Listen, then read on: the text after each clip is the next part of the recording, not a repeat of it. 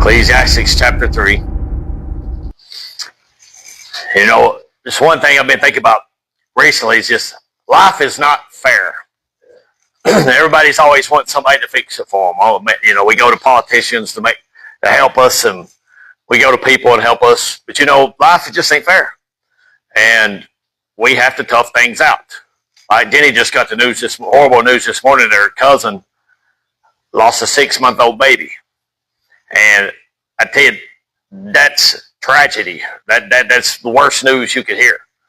And I had a grandmother that lost a baby at 3 months old. She never got over it. And she had a rough time to the day she died. And Gary, you've lost a kid, and your wife told me she never got over it to the day she died. And it's just not fair. They're good people. Like, there's nothing bad you can say about Jenny's cousin. They're good Christian people. They ain't out ripping people off or deceiving nobody. They're just good people. And they lose a child. It's just, you know, why does God allow bad things like that to happen? And you know, the best answer I've heard is we don't know good unless we have bad. That's just the truth.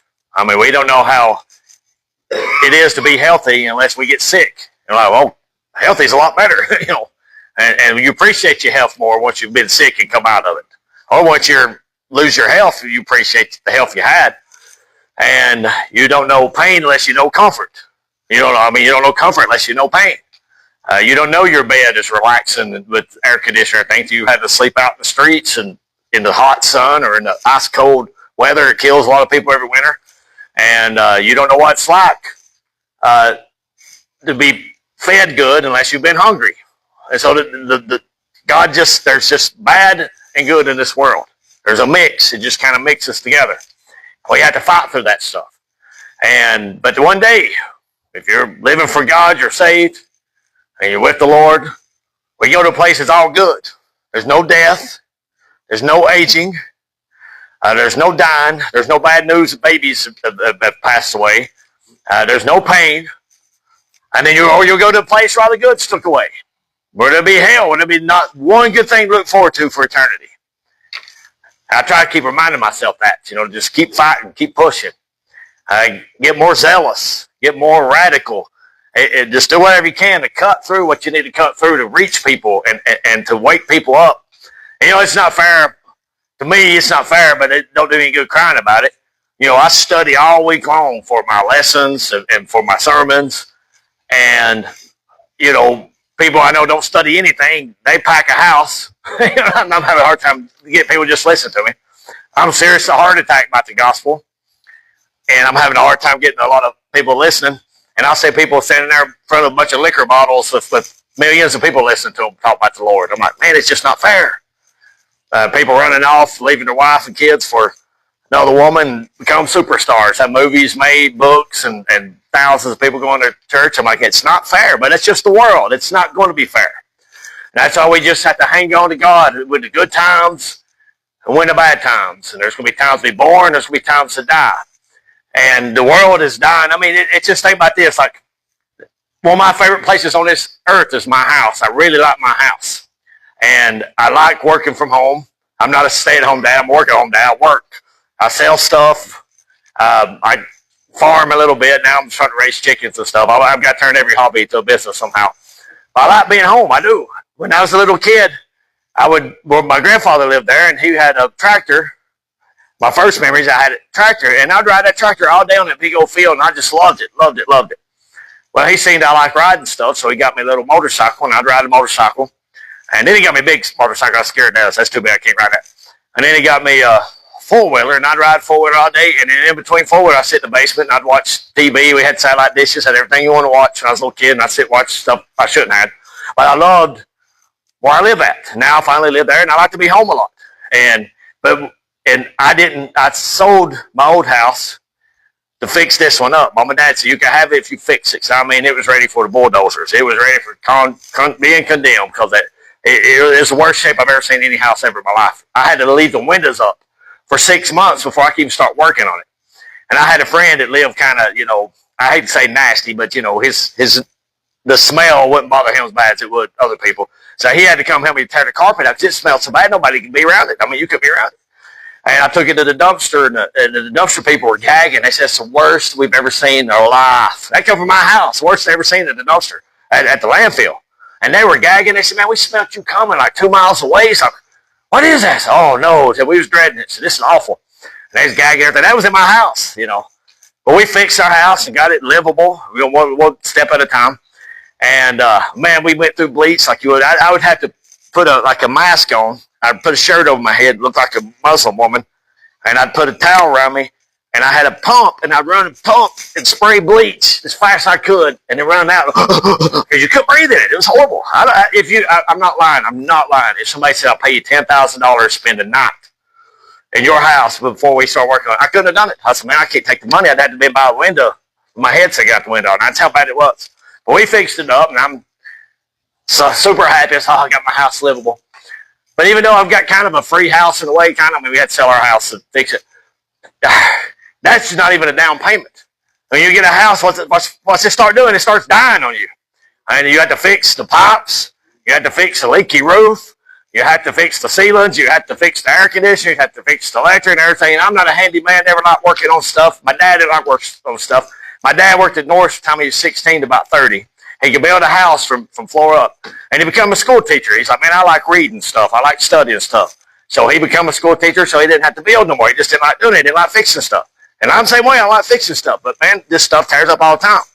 You can buy a brand new car, brand spanking new, right off the showroom floor. And from the time you drive it off, what's it doing? It starts dying because it's wanting to go back to dust. I don't mean to break it down. I just mean it starts to deteriorate. Them nice, good tires you got on it, they start slowly withering down. That great motor, man, it's just built like a tank. And slowly it will get to where eventually it'll just give out and it'll quit. And the interior, like your window, you start getting roll your window. It's sitting here and look, it's about to come a big old storm. You go roll your window up, it's not going up. I've been there. I couldn't tell you how many times I've been there. And, you know, your lights go out. My lights went out in my Buick. I ain't got no backup lights or brake lights or anything. I'm only driving to Rutledge. I can't drive nowhere else because nobody gets behind me all the way here back. If they did, you know, it rear end me if I don't watch it. And there's always stuff dying, Tanner, because everything just wants to go back to the dust. And so are we. Our bodies, it's just, you know, we're born, we're healthy, we get older, we peak out about 30-something, you know, maybe, and our strength and everything, then we just start going back. And our body wants to start craving to go back to the dust. I'm working right now a new job to help kind of finance the church and finance some other stuff I do. And I work with a bunch of people my age, and they're all walking around, oh. And that's all they do is talk about how much hurt and pain they got. I'm like, man, what have I walked into? Now I'm walking around, oh. And I feel like I got run over by a semi-truck every time I get off work. I can't even get out of my car. I'll be sitting in the car. It's like, I can't get out. I can't get out of it. I was like, But, you know, it's just our bodies breaking down on us. But our souls will never break down. Our spirit is eternal.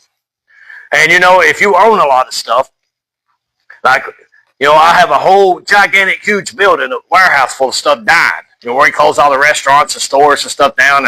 And we got the girl's grandmother, Naomi, a lot of her stuff. And just where I've been a seller for over years, just everything, man. Just got a big storage building full. And that stuff don't stay in good condition. If it sits there, it starts wanting to go back to dust. You go back and look at your stainless steel stuff, it's rusting. Like, how stainless steel is supposed to rust? And now the furniture that was real nice furniture when I put it in the building, and some of it's got water damage and dust on it that thick. And just sitting there, it's hard on it. Everything deteriorates. And everything breaks down. And everything costs a lot of money to fix stuff. And the more stuff you got, more money you got to have to fix everything. My mom and dad, this ain't a knock on them. Don't think I'm knocking on them at all. But mom and dad, our house, they kept it perfect growing up. I never seen a thumbprint. I never seen a speck of dust. I never seen a wrinkle in my clothes. I never seen a grass get more than a couple inches high. I mean, it was unreal. It was perfect. People would come and just sit from my mom and dad's house and stare at it because it looked like a fairy tale. It looked like a color book or something. And it was nice, man. Let me tell you, it was nice growing up that way.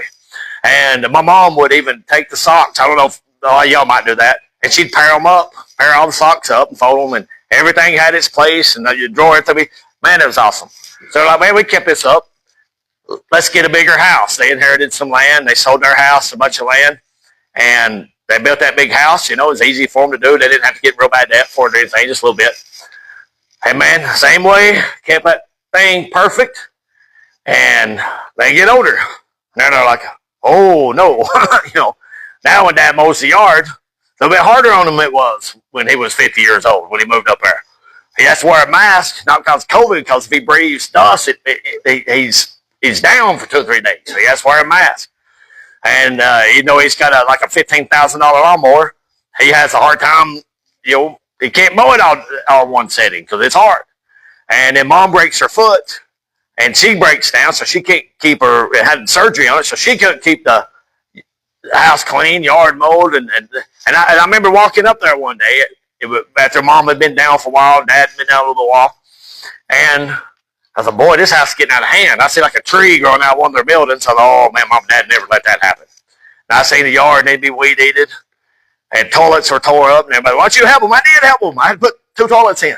And I don't like doing that either, but I did. I was good at it though. I put the toilets. I said, Mom, do not tell nobody I'm good at putting toilets here. So I had put one in my house too. I was like, I'll be putting toilets in all over the country, and I can't stand that stuff. And but I was just, it was just breaking down. It's a fight. They bought a house and it fights them. It's fighting wanting to break down. And just like my parents are getting older, and it's just reality. I don't like to talk about it. It's just getting older. And like last night, I was at work, and somebody kept calling in. We were closed. We've been closed for an hour. And somebody kept calling in, letting it ring, ring, ring, ring, and nobody answered the phone. I'm like, man, why somebody's trying to get a hold of me? And every time you get a call, sometimes you're scared if it's at a weird time, or if it's at, late or too early. You're worried something might have happened to your parents because they're getting older. And just like Jenny today, she didn't come into the building this morning. Well, why didn't you come in why is she in here? Why is she here? She always gets in here on time. I told Gary, what I tell you? I said, something's happened. I said, she's on the phone. She's not in here. Something happened. She's not on the phone gospeling. Something's happened. She walked in, looked upset, and she'd got bad news. Her cousin's baby died. And the world fights us. If you start a business, if you save money or you borrow money or whatever, you get you a spot, you get your concept, you buy your merchandise, you open up, and from that day on, it's trying to die. It's trying to go out of business, and you're fighting to keep it alive. Down home right here, it's a fight. Woman bought it. She had somehow got the money to buy it. She opened it, kept it running strong. And ever since, now she passed away recently, but her daughter and her son-in-law's been running it for a while. But it's a fight. They got a good business. It's been here since like the 50s or something, 40s or 50s. But ever since 40s and 50s, it's trying to fight them. It's trying to close down. It's trying to go back to the dust. Everything we do is trying to go back to the dust. It's trying to stop. Our house fights us. Our cars fight us. Our bodies fight us. Our friends, family, enemies, people fight us. Everything's just a fight. And it's unfair sometimes, it feels. But that's just how the world is. It wasn't fair. Jesus created the whole wide world. And he come to his own, they killed him. That wasn't fair, was it? It wasn't fair when his own hometown and watched him grow up, never seen him sin once. Not seen him do one bad thing one time. But they wouldn't believe on him. When he all over everywhere he'd go, he'd do miracles and just people getting saved and people coming to Jesus. His own hometown just didn't have a thing to do with it. He marveled. He couldn't do great miracles there because they didn't have any faith there. And then Israel, for the most part, rejected him. For the most part. He cursed Jerusalem. We talk about, Old Testament talks about praying for Jerusalem all the time. You can, I do. But Jesus cursed Jerusalem. He said, you'll be desolate till the day of the Gentiles is over. We're still in the day of the Gentiles. That place has never, since Jesus left, has never took off for Christianity. Never. Did a little bit in Acts, and then people sold everything they had and got out of there. 70 AD, the Romans come in and just totally, I think 1 million Jews died, but they said that hardly any Christians died because they done left town because Jesus cursed that city. Always been cursed. You go up there right now, there's more Christians in Rutledge than they are in Jerusalem in that city right now because Jesus cursed it. And it's the whole world's just a fight. Jerusalem's dying. That country over there we call the Holy Land, it's dying. It's been nothing but a fight ever since it's been there. This town, it used to be a thriving town. I see on Facebook all the time. Man, Rutledge used to be booming. We had this restaurant, this business, that business, this place to go, this church, this. What's happening? It's dying. It's trying to go back to the dust. So what's the answer to all this? The answer is to keep your eyes on things eternal that ain't going to rust away. It ain't going to try to fight to go back to the dust. You know, Jesus, if you really read like his messages, there's certain times he talks about, he hints around, just really don't be materialistic. Don't be caught up in this world's treasure, this world's stuff, because it's so temporary. If you could see the other side, what's waiting on us, that's what you keep your mind on. If you don't care about this, so just give me something to eat, give me a place to stay. You know, I need to work, take care of my kids, and make a living, whatever. But my treasures I'm seeking is over there in heaven. You know, I bought a little bit of stock. I ain't bought much. Man, I swear, I don't know if I just cursed it or what, but I'm like, everything I bought has lost money since I bought it. Like a lot, like 20. Everything I bought was like 20%. I think if a competitor, if McDonald's was fighting Burger King, McDonald's can pay me to buy a Burger King stock and it fall 20%. And I'm like, my goodness, stock ain't nothing. I mean, it ain't helped me at all. But you know what? Investing in heavenly stuff, that will help you. You know, last month it's kind of a blow. It was, but it wasn't. Kind of a blow. We had to give so much for our money, our personal money, for the overhead to church. I mean, we could have paid every bill we had on the first day of the month, but we had to put it here instead of our house. And I didn't cry about it. I'm glad that this is open. I'm happier that we got this open than when we didn't have anything, because this is what I'm called to do. But you know, this is the way God blesses. There's one guitar. This ain't trying to be silly. There's one guitar in this world I found. That's the prettiest guitar I've ever seen in my life. And when I see one on eBay, it sold for like $400 or $500. Never seen one on there since. Temu had a version. I was like, man, so I need to get a Temu version. Temu, you hit the strings, they all break when you strum them. But I looked on Facebook Marketplace after I paid that money for the rent and overhead here, and it was a blow. It hurt a little bit. I thought, well, it's for God's kingdom. You know, I know it ain't fair. Now, these great, wonderful buildings all over this county, and people don't even use them half the time. You know, use them 1 or 2 hours on Sunday morning. We'd use them to death. You know, we were in a little bitty hole here, and they got a big giant building they never use. And it ain't fair, but it's okay. It's just the way it is. Anyway, I had that rule, you know, gave all that money, and I said, man, boy, that was a little bit hurt a little bit. But then the next day, I found the rare guitar. I mean, rare. You don't find these things. It was affordable, but Ariel helped me pay for it. You know, found the most beautiful guitar in the world that I wanted. God gave me the desire of my heart. You know, he rewards you for your obedience and stuff. And, you know, I don't think it's fair. Like, we had a pretty good congregation size at Faith Realm, and all I wanted to do was just have food on Wednesday night, go around inviting everybody. Because I know it seems like a lot of people come. We ain't getting enough people to even do that, you know. And it ain't fair. I mean, all these places that got people full of people, they don't do nothing. They don't do nothing. They don't have anything. They just have Sunday mornings, no Sunday school, nothing. Just come sing, give a talk, and go. I'm like, it ain't fair. People with talent. You know, I'll tell you a little quick story. We went to sing at a church last year. It burns me up when people can sing and won't. I've got a cousin. I tell you what, she made Dolly Parton look bad singing. She made Whitney Houston look bad singing. It's my second cousin. Best singer I've heard in my life. She's unreal. It's just unreal. It's just, when she sings, you're like, whoa. Nobody knows she can sing. She'll hardly ever do it. She'd make a living at it. She'd be a billionaire off of it. It's way better than Taylor Swift and all them. But she decided she wants to be a school teacher. Teach math and English and all that. Oh, I'd rather sing. Give me that talent. I'll do something with it. I'll sing. But I sung at a church. You know, here I'm singing. All these people with talent, they won't ever sing. That ain't fair. Give me the talent. I'll take it. So here I'm wanting to sing. And man, people don't understand. I've practiced so hard at home. I remember one time, Renee, when I was at Faith Realm, I wanted to sing a song. I had sung a song there. And I practiced all night. There's that song, You Deserve It. We'd sing it some here. Woke up next morning, my neighbor's yard was full of dead dogs. He had a bunch of dogs that were dead. I'm like, man, I killed them dogs singing so bad. I was like, I literally killed them dogs. And I quit. I didn't sing no more after for a long time. My neighbor told me, he said, my mom, she's crazy. She poisoned all my dogs. I thought my singing did it. But, you know, I sing with my chest, my diaphragm, my nose, my face. And I've took lessons on online, not paid for me, just watch YouTube. And I practice my car, and I holler, and I scream, and I try just to barely get by. And we sung at a church last year. You know, I've been playing guitar more, trying to sing and stuff. And nobody told me good job or nothing. Nobody said that was good or anything. I thought, well, you know, I went up here for get compliment. I won a couple of like, yeah, that's pretty good. So next Sunday, I was at that church, next Sunday night. That's where I was going, Tom, a little bit. And there's about 20 people there. And the pastor, he points at once, you want to sing? No. You going to sing? No. You want to sing? No. You want to sing? No. And skips over me. He goes to the next person. There's 20 people in that building. And 19 of them got asked to sing a song but me. And I sung the week before. Thanks a lot. You know. And so it ain't fair. People can sing, won't do it. So I'm having to do it. You know.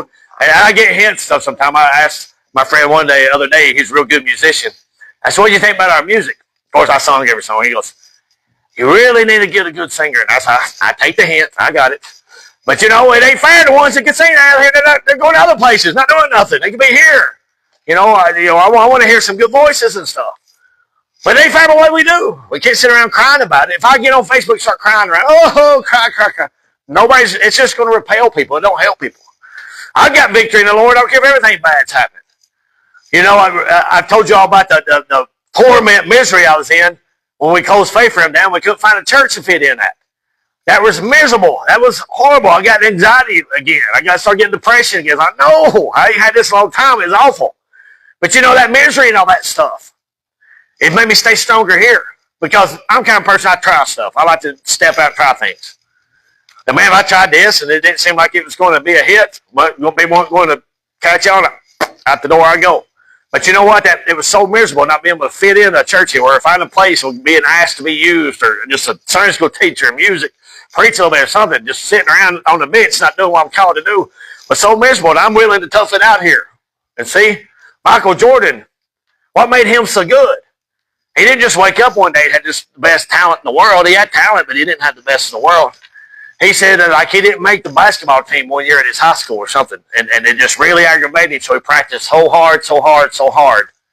And he became like a mega superstar. And he always felt he never got the respect he deserved. So he just practiced so hard. That aggravation of not getting the respect he deserved pushed him to try so hard. He became one of the best athletes of all time.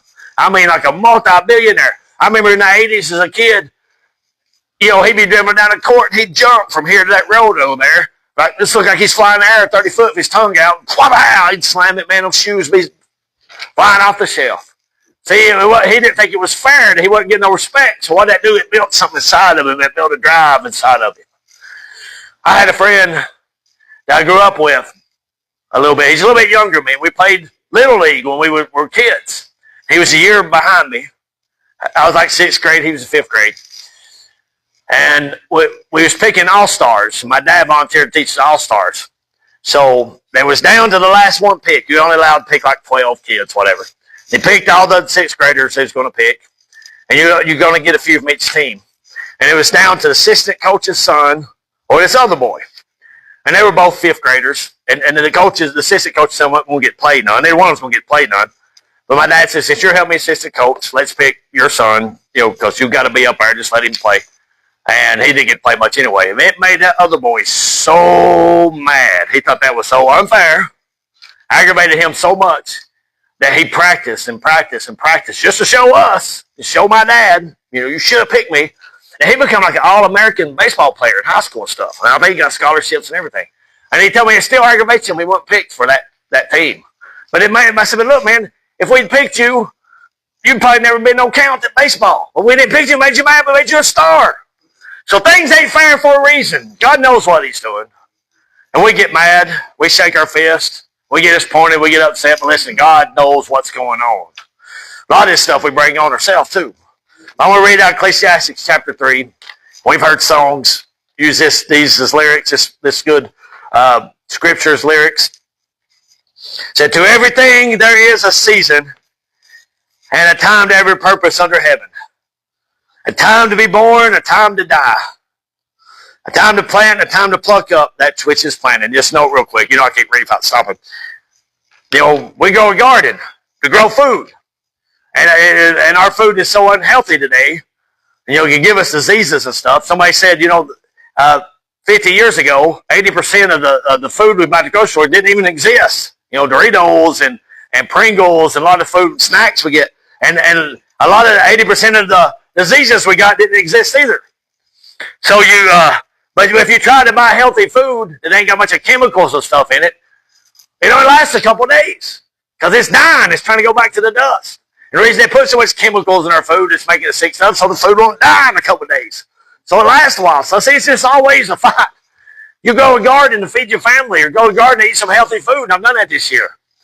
While Tyler was plowing the garden up, man, the tractor tore it about 3 times. And he had to get off and fix the plow. And I was like, boy, that's aggravating. So we didn't get big as garden we wanted to because the tractor kept tearing up. So we finally get our garden plowed. We put a garden in, and you know what? It's a fight. Weeds try to get it.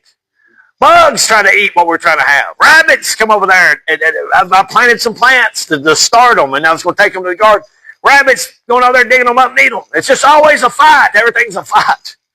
So that's why you don't want to take on too much stuff. Just get you a job, find your calling in ministry, take care of your family, take care of the people around you, and go with it. Don't take on too much. Time to kill, time to heal. A time to break down, a time to build up. A time to weep, a time to laugh. A time to mourn, which we are doing this morning. Because that poor 6-month-old child that died. And a time to dance. A time to cast away stones, a time to gather stones together. A time to embrace, and a time to refrain from embracing. A time to get, and a time to lose. A time to keep, and a time to cast away. A time to rend, a time to sow. A time to keep silence, time to speak. And that we all need a little preaching on that, don't we? We're in to talk and we're not to talk. I always had that wall that didn't exist in my brain of what I thought, what I said. I was always real bad to tell people what I thought. I still got that problem, but it's not a problem. It's a gift God gave me, so I just tell people what they need to hear, you know. A time to love and a time to hate. A time of war and a time of peace. What profit hath he that worketh in where he laboreth? I have seen travail which God hath given to the sons of men to be exercised. He has made everything beautiful in his time. Also hath set the world in their heart, so man can find out the work that God maketh from beginning to the end. And listen, Solomon was the wisest man that ever lived. God gave him so much knowledge. And he abused it. He abused it, yeah, he abused it bad. He went and got like 700 wives, 300 concubines. Well, polygamy wasn't prohibited in the Bible. Yes, it was. In the law of Moses, it said a king could only have one wife. David didn't obey it. Look what happened to him. Solomon didn't obey it. Look what happened to him. But Solomon said he didn't refrain himself from anything he wanted. He took it because he had wealth. He had riches. And he said he had men singers, women singers, dancers, any kind of food, any kind of treasure, any kind of animals. Animals was a great blessing for God to have back in those days. That was great merchandise. That was great stock to have. He said, I had great animals. He said, there's nothing I refrained myself from. You know, he had all these women he had. You know, they'd be from Egypt, so he'd learned Egyptian arts. And his women had to be from like Ethiopia, so he'd learned black magic from Ethiopia. And a lot of the witchcraft people today said they credit Solomon of learning this stuff and recording it. It passed down from Solomon. So he made a mess. He didn't do perfect. He was a man. He didn't handle it perfect like he should have. But you know what he said? He said, I didn't handle it perfect. I made a mess. I abused it. I didn't keep myself from anything that I wanted. But he said, you know what? It's all nothing. What did you say vanity means this morning, Gary? Meaningless. Meaningless. Except what? Serving God, living for God. I tell you, we can throw ourselves wholehearted in all this stuff in the world. And it's meaningless. It'd be nothing compared to serving God. I was friends. I was with him every week of a famous guy that used to be on billboards, used to be on magazines. You go to the Blockbusters, you know, he was in them videotapes. He said, man, he said, everywhere you go, women just throw themselves at you. And he said, man, he said, the sin and the drugs and just, you know, everything that you want that's bad is in your face 24/7 when you're such a star like that. And you know what? I listened to him talk. I wouldn't trade mine for his, for my life for his, for nothing. It just did nothing. The fruit of that stuff just does nothing but make people horribly miserable. And they start talking about the other friends they had that were stars. Miserable. They had the whole world in their hands. But they turned their back on God and went after the worldly stuff and all the temptations. And you know what? It didn't bring them nothing but torture and misery and pain. So listen to me this morning. I'll take Solomon's word for it. Okay, he went and did all this stuff. It was no good. Okay, I'll take your word for it. I'll take this famous people's word for it. When they say how miserable they were, had the world in their hand, they're still miserable. Actors and everything, every biography I've ever watched on anybody talk about how miserable they were if they didn't have God. I'll take their word for it. I don't want to find out. I found out before I walked away with God. It is miserable. And there's nothing more fulfilling. Things might not work out for you perfect everywhere you go. You know, when I was backslid, 24/7 I was feeling the calling to get back into preaching and ministering. I'm like, God, I'm pretty backslid now. You sure? You want me to? I felt that. The last thing I thought of before I went to bed was ministering. While I was sleeping, I was feeling the dreaming about it. The first thing I thought when I woke up, God's like, time to get preaching. So I would think God calling me that hard that 1 million people would be busting the door down to hear me. But, you know, I'm having to spend all my money just trying to get people to come, you know. And so it ain't fair, but it don't matter. The devil's going to fight things too. I've seen preachers. I've seen one, he got kicked out of his church. He had a big church in North Carolina. And he got caught being in porn and drinking like a fish and just not living right at all. Man, if that's your full-time job is to be a minister over a church with thousands of people, what are you doing drinking and watching porn? It ain't fair. You know, give me that spot. I won't drink what. I'm sure he had a killer salary too. So he lost his church, lost his family, lost everything. He went right back and opened up another church. First service he opened, 700 people come. Here he was, a drunk porno guy. He married a woman, and of course she's in a bikini. I'm like, yeah, if I was Satan, I would send everybody to that church. That's where I would send everybody. And you think that God's blessing him. You think that that's being blessed and he's doing something right. No, he's doing a lot wrong. That's why the devil's pushing him over there. That's why the devil's going to fight people coming here. That's why he's going to fight listening to us and be a part of this. It's because he knows this is valuable. This is rare. This is a diamond in the rough. This is something good. And the devil don't want people hearing it. Because we read out of the Bible and they just all opinions. It's biblical. We've done our homework. We've studied. They say to master something, you've had to spend 10,000 hours on it. I've spent 10,000 hours in this Bible. But I'm one of the most least influenced people out here. It ain't fair, but it don't matter. I'm not going to give up. But you know what? We sit here, we might not see a great legacy. You're supposed to leave behind a legacy. It's biblical. I'm wrapping up. But we might not see it on the other side.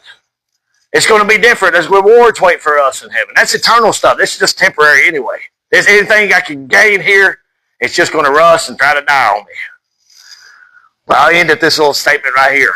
You know, one thing that keeps me going and keeps me encouraged is I think a lot of times, you know, when Naomi, Katrina Shelby's grandma was dying, she held on so long. She was so sick and she was hurting so bad. She had stage 4 cancer the whole time I knew her, stage 4. And the doctor gave her 3 months to live when I first met her, and she lived for years because she was worried what happened to them two. She held on for them two. I held on because what happens to me? What happens I'm out of here? What happens I don't exist no more? What do they got to sit under? What do they got to listen to? I don't want them sitting under an hour or something on preaching hour 30 minutes of nothing, not hearing one thing, never seen the Bible cracked open. If it is, they just go, don't know how to make everybody cry, start testifying. Man, you're a Bible study. You teach the Bible. It's not time to testify and get people crying. What's going to happen to my kids if I want them sitting under the Word of God. That's what keeps me going. Why do I film this stuff? You know, is it vanity? Am I stuck up? No, because I want something everybody can go back to. There might not be nobody watching now, they might down the road. It's helped me a lot. I've listened to my old sermons to help pick me back up. God knew what he was doing when he gave me what he gave me at the time. So let's just all stick with God, because that's just something that ain't going to die on us. That's something that's eternal. It's not going to go back to dust. The Bible said the earth's going to be here forever, but it's going to be in a different form. It's going to get better. It's going to get better. Go ahead, Almighty God. We thank you.